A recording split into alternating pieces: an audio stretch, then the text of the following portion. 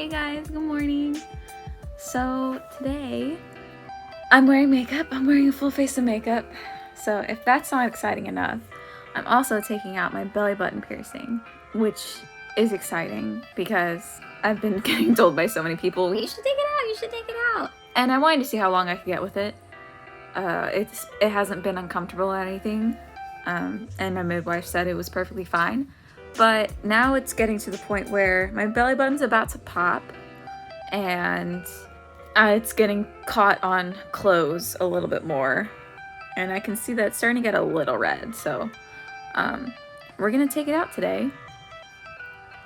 And these ladies are very gassy today. Oh my God. Gassy ladies. Who farted?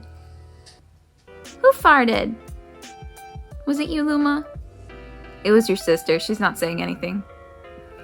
Aslan's been right next to me. Been very cuddly. So I'm gonna take out my belly button piercing and see where the day takes us. I took a shower. I got dressed. I'm feeling good. I woke up at 6:30 because of this one. Because of you. Yes. You woke me up at 6:30. You did. Are you proud of yourself? He's very proud. For those of you who don't know, I'm pet sitting Josh's sister's dog. His name is Aslan. He's blind. Blind? He's a sweet boy. He's a sweet boy. And he's a big mama's boy, so he's been missing his mom. So I have been playing mom for this little guy. Maybe, are you farting? You're the one who's farting? Someone's stinky over here. So yeah, that's what we're doing today. I'm using my phone, so my screen is right here, but my camera's right here, so yeah. Yeah, let's go take out my belly button piercing.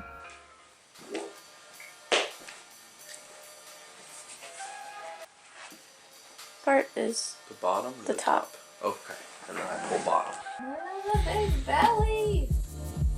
Wait, did you wash your hands?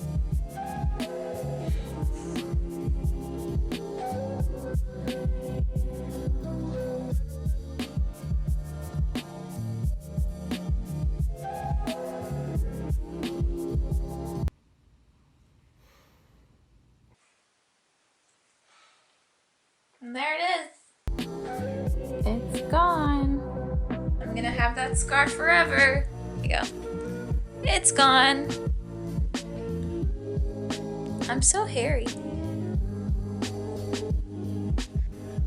For some reason, this side of my belly button started pushing out. I don't know why. But yay, we did it. That was it. So I researched it, and basically you have to leave it alone and it'll heal by itself, and there'll definitely be a scar. I have no idea how much this will close, but we'll see. Maybe in the future when I'm done having kids. Maybe in the future when I'm done having kids, I'll get it done again, which apparently hurts really bad, but I liked it when I had it. It was fun, but not necessary for me right now. Ava, Mommy doesn't have a belly button piercing anymore. Yeah. What happened to Mommy's belly button? Where'd it go? Luma, what happened to Mommy's belly button? Okay, don't lick it. The girls have no idea that I'm pregnant. Like, none. They just think I've eaten too much. Aw, sweet kisses. I will say though, Ava has definitely changed since I've gotten pregnant. She is so clingy and follows me everywhere, no matter where I'm going. She needs to be right next to me, and I think it's the cutest thing ever. She's adorable. Luma, on one hand, is still a neurotic freak. You're a weirdo. Who's a weirdo? You're a weirdo. Okay, so that's done. So there was another thing I wanted to talk about today, and that is things that I wish I knew about or knew more about before getting pregnant. So there's a lot of things obviously people know about getting pregnant, like your belly gets bigger, you know, there's postpartum depression, other stuff like that. You obviously, you know, you don't get your period anymore for the amount of time you're pregnant. But there were some interesting things that I didn't know. Like I didn't know that my belly hair would get crazy, that it would get so long and so much. I'm already a hairy person. I have hair on my toes, whatever. It's never really bothered me, but did not know that my belly would get so hairy. And another thing that I didn't know was the pregnancy anxiety and depression. Everyone knows about postpartum depression and anxiety, but while you're actually pregnant, I did not realize that that would be something I would have to go through.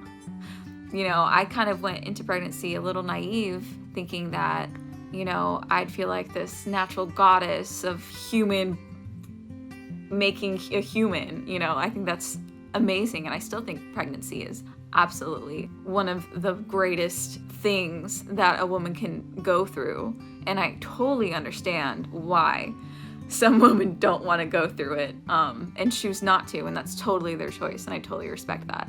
But for me, for those of you who don't know, I struggle with depression and anxiety already since I can remember. I really got diagnosed with it when I was 12. And something else that I was diagnosed with, which started when my parents divorced, was trichotillomania. For those of you who don't know what that is, it's basically a compulsive disorder that gives you this really compulsive urge to pull out hair, any type of body hair. For me, it's mostly my eyelashes and my eyebrows.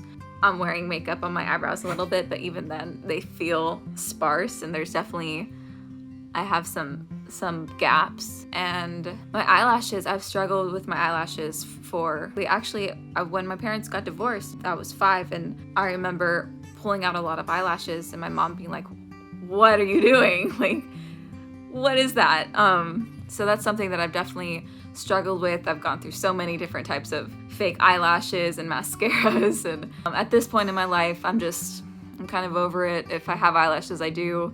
Obviously, I want to keep my eyelashes, and I went through, I think maybe in the future when I have money for it, I can get eyelash extensions, and hopefully I won't pull them out again. And trichotillomania is brought on when you have a lot of anxiety and sometimes depression.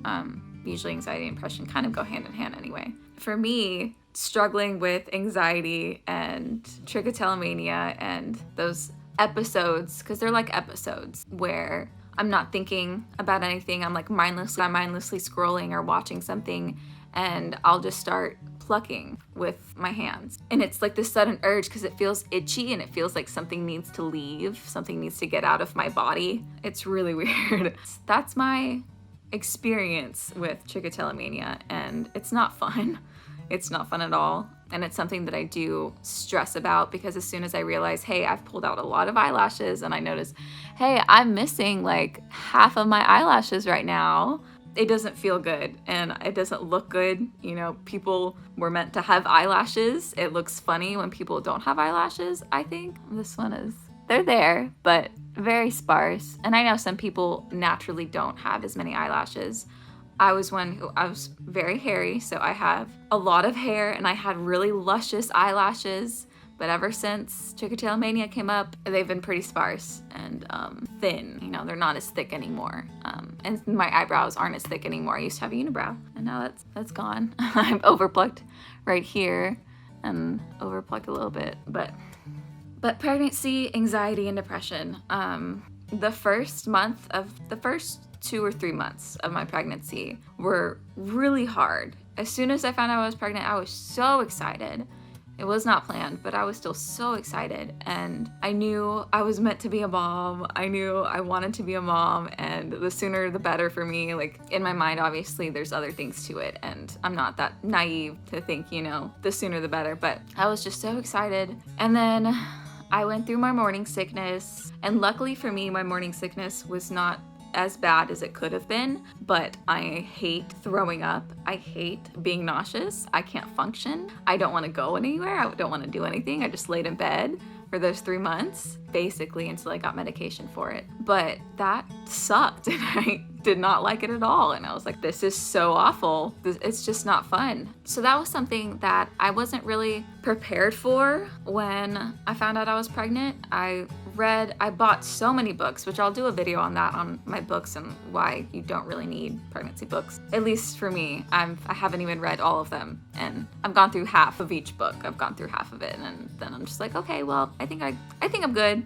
Yeah, and I researched it online so much, you know. I think I burnt myself out of pregnancy knowledge the first 2 months of my pregnancy, because all I did was lay in bed and try to eat something, which I didn't lose weight, thank goodness, because I'm already a healthy weight, but it was hard to keep food down. And luckily I only threw up 5 times. This whole pregnancy, I've only thrown up 5 times. For some people, that's amazing, and I'm so thankful for that, but they sucked. And with morning sickness, you don't feel better after you throw up. Like, the nausea doesn't go away after you throw up. Learned that real quick. Did not enjoy it. Yeah, and morning sickness, for those of you who don't know, morning sickness is not just in the morning. It comes on in the morning for most, because that's when your stomach is empty, or the most empty, and you get really nauseous when your stomach is empty. But for me, I'm used to eating 3 big meals a day. I eat my big salads, my big noodle dishes, my big smoothies, but I had to eat like every 2 hours, or else I was gonna throw up, or I was gonna get super nauseous, because if my stomach is anywhere near empty, then where was I going with that?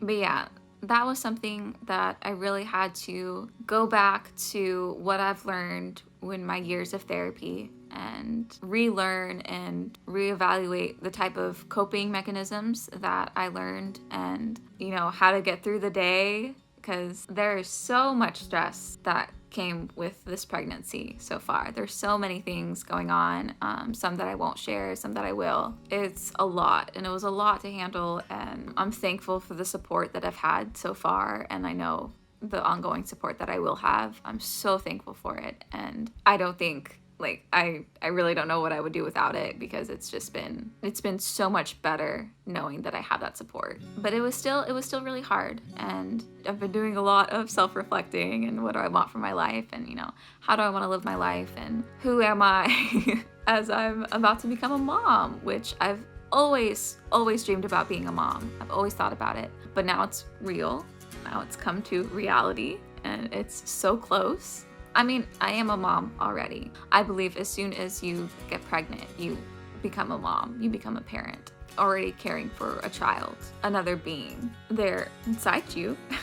And, you know, you don't have to hold them or like do anything really. Your body's doing it for you. You don't have to consciously make the baby, thank goodness. I just think that in itself is a miracle. It's so tremendous. It's such a crazy, wonderful thing. I'm just gonna go on and on about how great pregnancy is. But this pregnancy has definitely brought up challenges and brought up a lot of surprises that I didn't know I would be experiencing. But it's been so cool.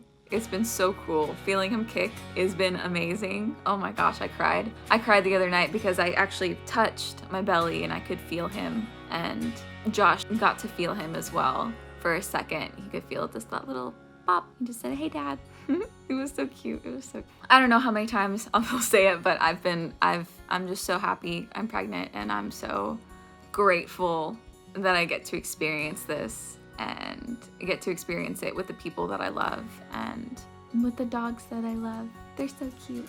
Ava's sleeping over there. She's so cute. But yeah, I think that's it for today. My belly button piercing's gone. Don't know when I'll get it back.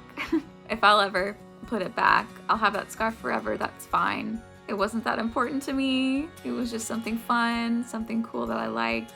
I liked the way it looked, but I think scars also are pretty rad. So I'll try to record more during the week.